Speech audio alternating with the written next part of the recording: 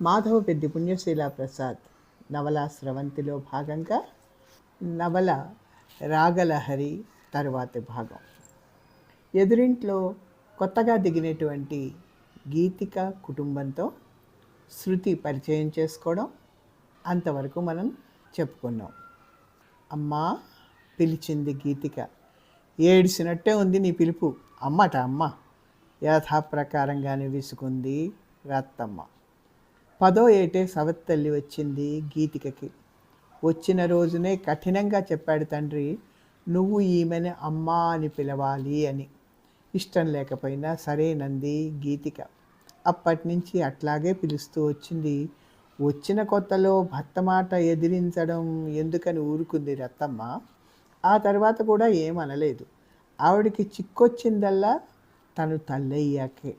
మొదట అమ్మా అని గీతిక పిలిచినా దాని అర్థం అంత తరిచి చూడలేదామె. కానీ తను తల్లయ్యాక ఆ హక్కు తమ కడుపున పుట్టిన పిల్లలకే తప్ప ఇంకెవ్వరికీ ఉండకూడదు అన్న స్వార్థం వచ్చింది. అన్నిటితో పాటు అది హెచ్చింది. కానీ అలవాటైన గీతిక ఆ పిలుపుని మార్చుకోలేదు. అమ్మా అని పిలుస్తున్నందుకైనా తనను వాళ్ళతో ఆవిడ సమానంగా చూస్తుందేమోనని ఆ పిల్ల ఆశ. అది అంతకంతకు అణగారిపోతూనే ఉంది. ఉన్న పనులన్నింటితో పాటు ఆవిడ పిల్లలకి దాసిదానిగా కూడా మారింది గీతిక. ఎన్ని పనులు ఎంత బాగా చేసినా మెచ్చుకోలు అనేదే లేదు రతమ్మకి. ఆ మెచ్చుకోలు కోసం ఎదురు చూడడం మానదు గీతిక. సాధ్యమైనంత వరకు మంచిగా మెలుగుతూ ఆవిడ్ని మెప్పిద్దామని పాటుపడుతూ ఉంటుంది. ఎప్పుడు తనకు ఆవిడ అప్పగించిన పనులే కాక ఇంకా ఎన్నెన్నో కల్పించుకొని చేస్తూ ఉంటుంది. అయినా ఆవిడ సాధిస్తూనే ఉంటుంది. ఏదో చేయలేదని దెప్పుతూనే ఉంటుంది. చేసిన ప్రతి దాంట్లోనూ వంకలు పెడుతూనే ఉంటుంది. ముఖ్యంగా గీతిక అమ్మా అని పిలిస్తే చాలు ఆవిడ ఏదో వంకన తిడుతూనే ఉంటుంది. గీతిక ఎన్నిసార్లు అమ్మ అంటుందో ఆవిడ అన్నిసార్లు తిడుతుంది. ఏమొచ్చింది చెప్పు, మొహం మొటమొటలాడించింది. ఏం లేదు, ఒకసారి బజారు వెళ్ళి వద్దామని ఆగింది గీతిక. బజారా? నువ్వా? ఏ మొగరాయిలాగా వీధి మీద కూడా పడదామనా? కాదమ్మా, పాప పాల డబ్బా అయిపోయింది, పౌడరు సబ్బు కూడా కొనాలి, ఒక డెటాల్ బాటిల్, ఇంకా 2-3 లాగులు కొందామని. బాబిగాడికి కూడా ఏవో కావాలట. నేను వెళ్ళకపోతే ఈ ఎండలో నాన్నగారిని పంపించాలి. పాప నిద్రపోతోంది, లేస్తే పాలు పట్టాలి కదా. ఈలోగా వచ్చేస్తాను, 1 గంటలో గబగబా చెప్పింది గీతిక. అన్నింటికీ అడ్డంకులు వెతికింది రత్తమ్మ. కానీ పాల డబ్బాలకి ఏ అడ్డంకి వెతుకుతుంది? పాప ఏడిస్తే 5 నిమిషాలు ఎత్తుకోనూ లేదు, ఓదార్చనూ లేదు. ఇప్పుడు ఈ ఎండలో ఎవరెళ్ళి తెస్తారు పాల డబ్బా? మగపిల్లలు ఉన్నారన్న మాటే కానీ చెప్పిన మాట అసలు వినరు, వెళ్ళి తీసుకురారు. పాపం ఆయన ఎందుకు లేపాలి? ఈ ఎండలో ఆయన ఎందుకు వెళ్ళాలి? పోన్లే, దీన్ని వెళ్ళని. దుంపదెగా వెళ్తే అన్న టైంకి వస్తుందా అని. తీరా రాకపోతే, పాప లేస్తే ఇంకేమైనా ఉందా? ఎవరు ఎత్తుకోగలరు దాన్ని? తన వల్ల అయితే కాదు. అయినా మధ్యాహ్నం కాఫీలు ఎవరు చేస్తారు? పని మనిషి వస్తే అంట్లు పడేస్తాడు. దాని చేత మిగిలిన పనులు ఎవరు చేయిస్తారు? అదో తలకాయ నొప్పి. ఏమే అంత అర్జెంటా? సాయంత్రం వెళ్ళరాదు? తగ్గుతూ అంది రత్తమ్మ. మరి పాప లేచి ఏడిస్తే పాలో? కనిపెట్టిన గీతిక అంది. నీకిదో పాడుబుద్ధి. చివరి క్షణంలో ఇప్పుడా చూసుకోవడం? కాస్త ముందు ఆలోచన ఉండద్దు? ఇప్పుడు ఇట్లా నువ్వు వెళ్ళగానే అది పాప లేస్తే ఎవడు చూస్తాడు దాన్ని? మళ్ళీ గయ్యమన్నది. పాపని కన్నది ఈ రత్తమ్మే అంటే ఎవ్వరు నమ్మరు. తొందరగా వచ్చేస్తానుగా అంది నెమ్మదిగా గీతిక. సరే, తొందరగా ఏడు. అప్పటికి అనుమతి లభించింది. గీతిక కదిలింది. ఏం గద్దింపించింది మళ్ళీ. నా దగ్గర డబ్బులు లేవు. మరి ఏమని బయలుదేరావు బజార్కి? చేతులు లిప్పుతూ లేచింది. తీసుకుపో పో. 20 రూపాయల నోటు విసిరేసింది గీతిక మీదికి. ఇది చాలదేమో, నోటును అందుకుంటూ అంది గీతిక. కొనేవి కొన్ని తగ్గించుకో, అంతకు మించి లేదు నా దగ్గర, విసురుగా అంది రత్నమ్మ. తల పైన దువ్వుకొని చీర చెంగు కప్పుకొని చెప్పులు వేసుకొని బయటికి నడిచింది గీతిక. తలుపు మూసి ఉస్సురంటూ నడుము వాల్చింది రత్నమ్మ. గీతిక ఎదురింట్లోకి వెళ్ళింది. శృతి చెల్లెలతో ఆడుకుంటోంది. శృతి మెత్తగా పిలిచింది. మీరా ఆంటీ రండి. సంబరంగా లేచింది శృతి. కూర్చోండి ఆంటీ, కాఫీ తాగుతారా? ఇప్పుడేం వద్దు శృతి, నేను బజార్ వెళ్తున్నాను, నువ్వు వస్తావా? పాపకి గౌన్లు కొందామన్నావుగా. ఇప్పుడు ఆంటీ, ఇప్పుడు నాన్న నిద్రపోతున్నారే, ఇవాళ ఆఫీస్కి కూడా వెళ్ళలేదు ఎందుకో. కానీ ఇప్పుడు ఎట్లా? డబ్బులు నాన్నని అడగానంటే చాలా టైం పడుతుంది. అంతసేపు మీరు ఉంటారా? సందేహంగా అడిగింది.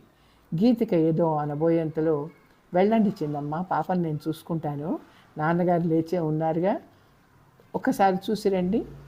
ఒక్కసారి ఉండండి ఆంటీ, నాన్న ఏం చేస్తున్నారో చూసొస్తా. మేడ మీదకి పరిగెత్తింది శృతి. చరణ్ టేబుల్ మీద తమ పెళ్లి ఫోటోని తదేకంగా చూస్తూ ఉన్నాడు. శృతి రావడంతో తల తిప్పి చూసి చిన్న నవ్వు నవ్వుతూ, రాచిట్టి ఆగిపోయామే, చేతులు చాచాడు. ఒక్క క్షణం సందేహించిన శృతి రివ్వున పరిగెత్తుకొచ్చి చరణ్ చేతుల్లో వాలింది. 2 బుగ్గల మీద ముద్దు పెట్టుకున్నాడు. చూడు తల్లి, ఇవాళ మా పెళ్ళైన రోజు, అందుకని ఆఫీస్ నుంచి తొందరగా వచ్చేసాను. ఇవాళ రోజున మీ అమ్మకి ఇష్టమైనవన్నీ చెయ్యాలి. ఏం చేద్దాము, నువ్వే చెప్పు. చప్పున ఏం తోచలేదు శృతికి. ఏం మాట్లాడలేదు.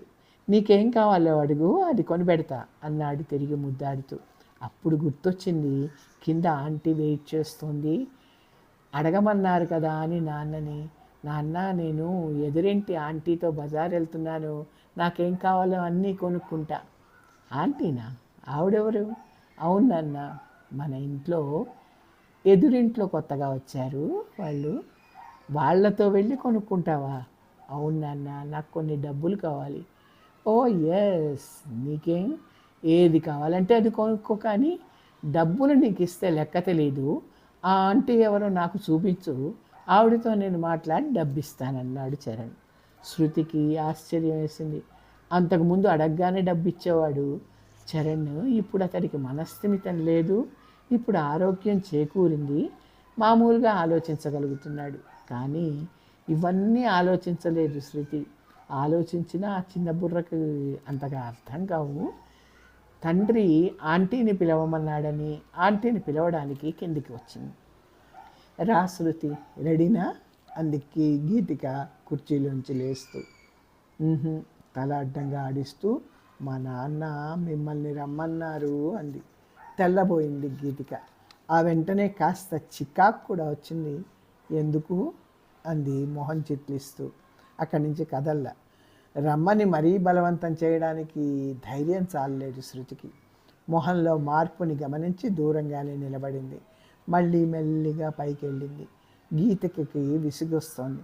తను అనవసరంగా పెట్టుకున్నానా ఈ జంజాటాలన్నీ అని ఆలోచిస్తోంది. శృతి పైకి వెళ్ళి, నాన్న, ఆంటీ రాదుట అంది. చరణ్ తను లేచాడు. ఒక్కొక్క మెట్టే దిగి కిందకొచ్చాడు. వెంట శృతి ఉంది. గీతకి నిలబడే ఉంది. నమస్తే, తను నమస్కరించింది. మీరు, నా పేరు గీతిక, కూర్చోండి. పర్వాలేదు, వెళ్ళాలి. శృతి, వస్తావా? ఆ సంగతే చెబుదామని వచ్చాను. మా పాపని మీరు మీతో పాటు తీసుకెళ్ళి ఈ డబ్బుతో దానికి కావలసినవన్నీ కొనిపెట్టగలరా అన్నాడు డబ్బున్న చెయ్యి ముందుకు దాస్తూ. ఒక్క క్షణం ఆ చెయ్యి వంకే చూసి డబ్బు అందుకుంది. థ్యాంక్ యూ గబగబా వెళ్ళిపోయాడు చరణ్. శృతి చెయ్యి పట్టుకొని వెళ్ళబోతూ ఆగి చిన్న పాపను ఒకసారి చూసి ఆది కోసం ఆ పాప గౌన్ ఒకటి తీసుకుంది గీతిక. రిక్షాలో అపరిమితంగా కబుర్లు చెప్పేస్తున్న శృతిని చూస్తుంటే చాలా జాలేసింది గీతికకి. రెడీమేడ్ షాప్ ముందు రిక్షా ఆపి దిగింది. గీతిక, శృతి ఇద్దరు షాప్లోకి వెళ్ళారు. 100 రూపాయల నోట్ ఇచ్చాడు చరణ్. గౌన్ సైజు చూపించి 1/2 డజన్ రంగురంగుల రకరకాల గౌన్లు, చెడ్డీలు బేరమాడి ప్యాక్ చేయించింది శృతి కోసం. కృతిని ఉద్దేశించి 75 రూపాయలు అయింది బిల్లు. మిగిలిన 25 పెట్టి మంచి గౌన్ ఒకటి కొన్నది శృతి కోసం. ముదురు నీలం ఎంబ్రాయిడరీ గౌన్ అది, చాలా బాగుంది. అది చూసి శృతికి ఎంత సంతోషం. ఆ 2 బిల్లులు ఆ ప్యాకెట్లలోనే పెట్టి ప్యాక్ చేయించింది. బయటికి వస్తుంటే అనిపించింది, ₹100 ఖర్చు పెట్టేసింది, చరణ్ ఏమీ అనుకోడు కదా కొంపదీసి అని.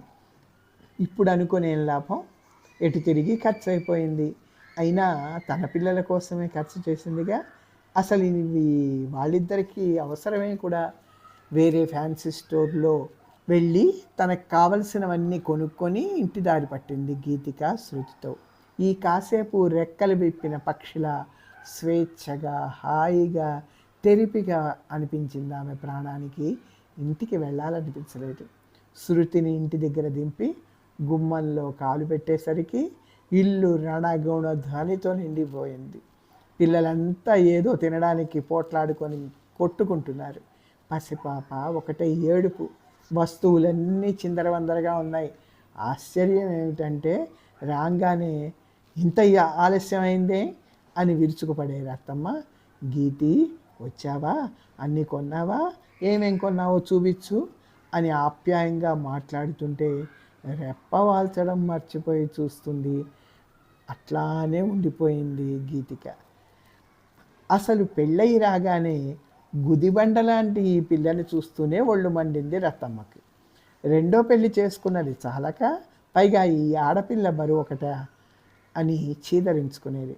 చిన్న భార్యను మచ్చిక చేసుకోవడానికి ఆవిడ అడుగులకు మడుగులు ఎత్తేవాడు వేదాంతం గారు. ఏదో గుప్పెడు మెతుకులు పడేస్తూ ఉండు, వయసు రాగానే దాని మేనమామ ఉన్నాడు, వాడికి ఇచ్చి కట్టేసి పంపించేద్దాం ఇంట్లోంచి అని అంటూ ఉండేవాడు. సరే కదా అని ఊరుకునేది. గీతికకి వయసు రాగానే ఆ మేనమామని పెళ్లి విషయం అడిగితే సుముఖంగానే ఉన్నాడు, కానీ చదువు పూర్తవ్వాలన్నాడు. ఇంకా కొన్నాళ్ళు గీతికని ఇంట్లో ఉంచుకోవాలని, తిండి పెట్టాలని గునుస్తూనే ఉండేది రత్తమ్మ. కానీ ఆ టైంలో ఆవిడకి పిల్లలు పుట్టడం ప్రారంభించారు. వెంటనే కాన్పులవడంతో వాళ్ళ పోషణ అంతా కూడా గీతిక పైన పడింది.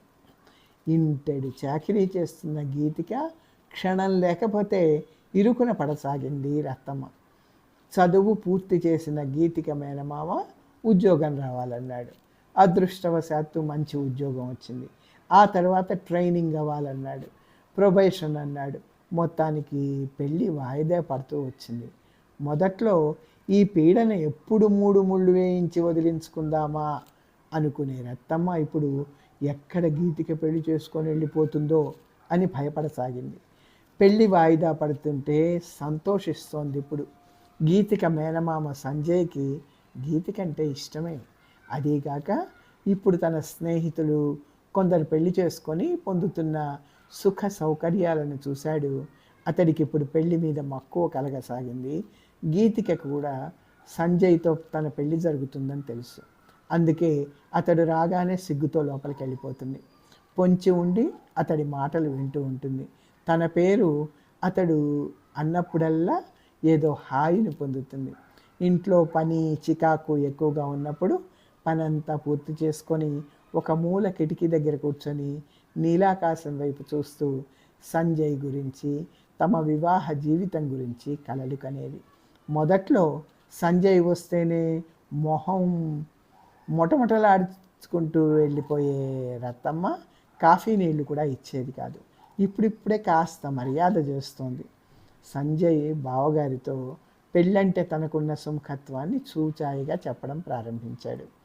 అది గ్రహించిన వేదాంతం గారు భార్యతో అంటే, ఇంకా దానికి 20 ఏళ్ళేగా, ఈ రోజుల్లో ఆడపిల్లకి 35 వచ్చినా పెళ్ళిళ్ళు కావట్లే, దీనికి ఇప్పుడే ఏం తొందర అనడం ప్రారంభించింది.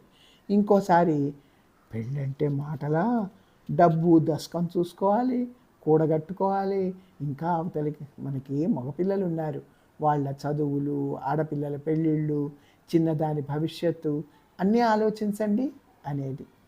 డబ్బంటావేంటే, కట్న కానుకల ప్రసక్తి అవసరం లేదు కదా, ఏదో ఒక గుళ్ళో 3 ముళ్ళు వేయిస్తే సరి, ఇంకా ఖర్చే ఉంది. ఎంత లేదన్నా 2-3 వేలన్నా కావాలా, అక్కర్లేదన్నాడని మరీ అంత లేని వాళ్ళలాగా చేస్తామా? రేపొద్దున నన్నంటారు అందరూ సవత్తల్లేదో అయిందనిపించింది. ఆయన ఏం మాట్లాడలేదు. అందుకని ఈ ఏడు పై ఏడు కాస్త ఆగమనండి, ఏదో ఈ లోపల కాస్త నిలదొక్కుందాం, లక్షణంగా చేద్దాం, సరేనా అంది. ఏ విధంగానైనా ఈ పెళ్ళి వాయిదా పడితే అంతే చాలు ఆవిడికి. సరేనన్నాడు ఆయన. ఇక్కడితో ఆగుదాం. తర్వాత భాగం సశేషం.